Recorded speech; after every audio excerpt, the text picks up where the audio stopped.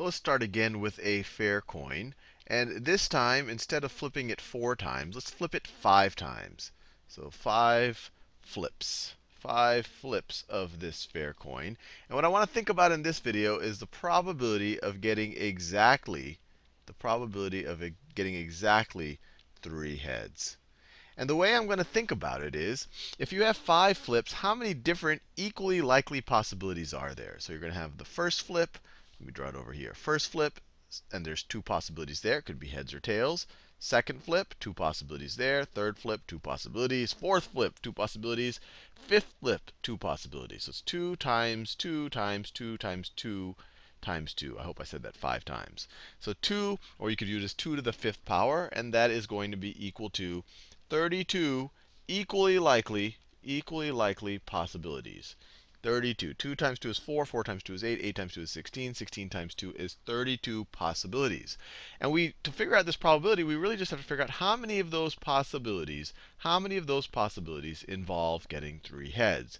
We could write out all of the 32 possibilities and literally just count the heads. But let's just use that other technique that we just started to explore in that last video. We have 5 flips here. So let me draw the flips. 1, 2, 3, 4, 5. And we want to have exactly 3 heads. And I'm going to call those 3 heads. I'm going to call them, let me do it in pink, heads A, heads B, heads C, just to give them a name. Although what we're going to see later in this video is that we don't want to differentiate between them. To us, it makes no difference if we get this ordering: heads A, heads B, heads C, tails, tails, or if we get this ordering: heads A, heads C, or heads B, tails, tails. We can't count these as 2 different orderings. We can only count this as 1. So what we're going to do is first come up with all of the different orderings if we cared about the difference between A, B, and C. And then we're going to divide by all of the different ways that you can arrange 3 different things. So how many ways can we put A, B, and C into these 5 buckets that we can view as the flips if we cared about A, B, and C? So let's start with A. If we haven't allocated any of these buckets to any of the heads yet, then we could say that A could be in 5 different buckets. So there's 5 possibilities where A could be. So let's just say that this is the one that it goes in, although it could be in any one of these 5. But if this takes up one of the 5, then how many different possibilities can this heads sit in? How many different possibilities are there? Well, then there's only going to be 4 buckets left. So then there's only 4 possibilities.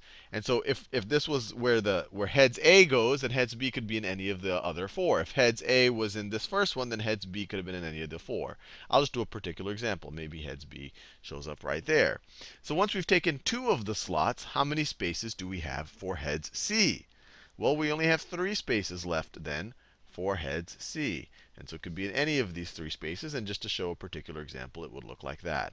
And so if you think if you cared about order, how many different ways can you out of 5 different spaces allocate them to 3 different heads? You would say it is 5 times 4 times 3. 5 times 4 is 20 times 3 is equal to 60. So you would say there's 60 different ways to arrange heads A, B, and C in 5 buckets or 5 flips, or if these were people, in 5 chairs. And obviously, there aren't 60 possibilities of getting 3 heads. In fact, there's only 32 equally likely possibilities. And the reason why we got such a big number over here is that we are counting this scenario as being fundamentally different than if this was heads B, heads A, and then heads C over here. And what we need to do is say, well, these aren't different possibilities. We don't have to overcount for all of the different ways you arrange this. And so what we need to do is divide this by all of the different ways that you can arrange 3 things. So if I have 3 things, that are in 3 spaces, so here I have a heads in the second flip, third flip, and fifth flip. If I have 3 things in 3 spaces like this, how many ways can I arrange them? And so if I have 3 spaces, how many ways can I arrange an A, B, and C in those 3 spaces? Well, A can go into 3 spaces. It can go into any of the 3. A can go into any of the 3 spaces. Then B would have 2 spaces left once A takes one of them. And then C would have 1 space left once A and B take 2 of them. So there's 3 times 2 times 1 way to arrange 3 different things. So 3 times 2 times 1 is equal to 6. So the number of possibilities of getting 3 heads is actually going to be this 5 times 4 times 3.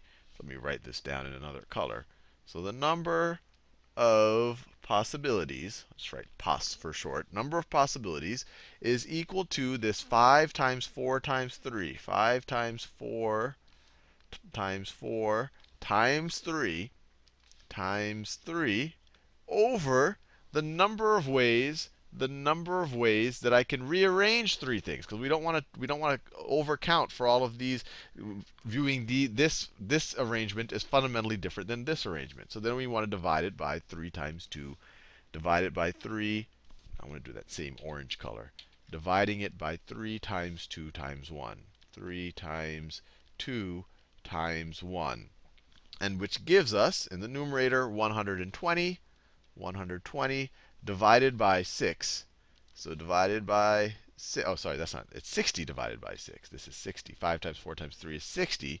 It gives us 60 divided by 6, which gives us 10 possibilities. 10 possibilities that gives us exactly 3 heads. And that's of 32 equally likely possibilities. So the probability of getting exactly 3 heads, well, you get exactly 3 heads in 10 of the 32 equally likely possibilities. So you have a 5/16 chance of that happening.